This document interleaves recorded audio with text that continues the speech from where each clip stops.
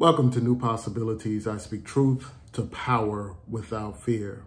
So on April 18th, there was a car accident and someone apparently crashed into a electrical pole and the person left the scene and they went into a nearby bar.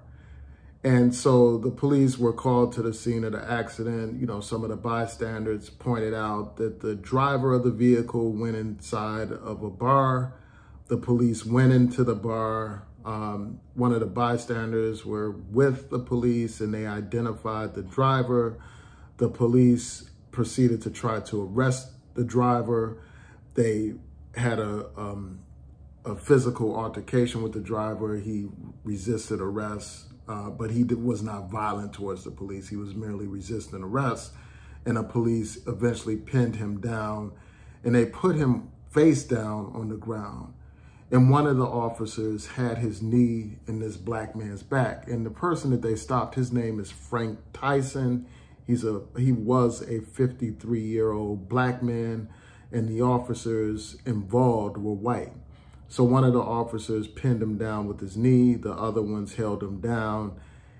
And the thing that has to be mentioned before we even get into like the police pinning him down, as soon as the police arrived on the scene and right when they began to interact with him and began to try to arrest him, he said, "They're trying to kill me." He said this multiple times and he said, "Call the sheriff." So the police proceeded to pin Tyson down. Again, one of the officers had his knee on this brother's back.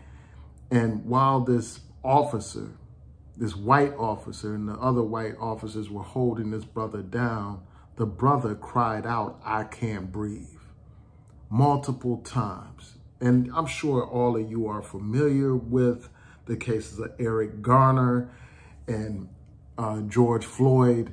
This situation is reminiscent of those because in this situation, you had a black man crying out that he can't breathe. But yet and still, the officers continued to hold this man down. They held him down, they handcuffed him, and he was motionless for a while. He was motionless and basically unconscious for a while. And the police, you know, they're walking around chit-chatting and all that kind of stuff while this brother is motionless. And then it finally dawns on one of these officers to check his pulse. And when they check his pulse, they see that they couldn't sense a pulse. And they began to shake him to try to revive him or whatever. And he remained unresponsive. And then they tried to administer CPR on him. It took the medics over 10 minutes to arrive on the scene. And his brother later died. He died that evening.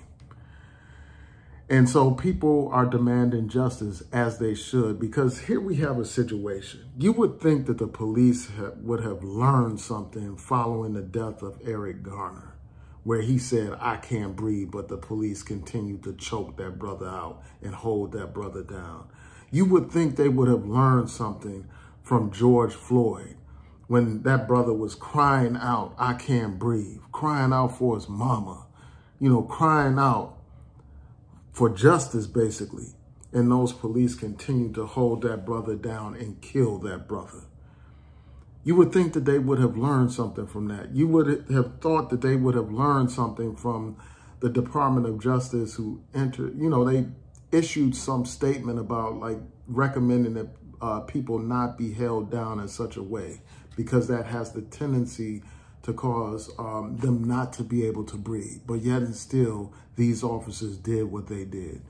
And as far as I know, at this particular time, no charges have been filed against these officers. They're on routine administrative leave, which is basically like a paid vacation.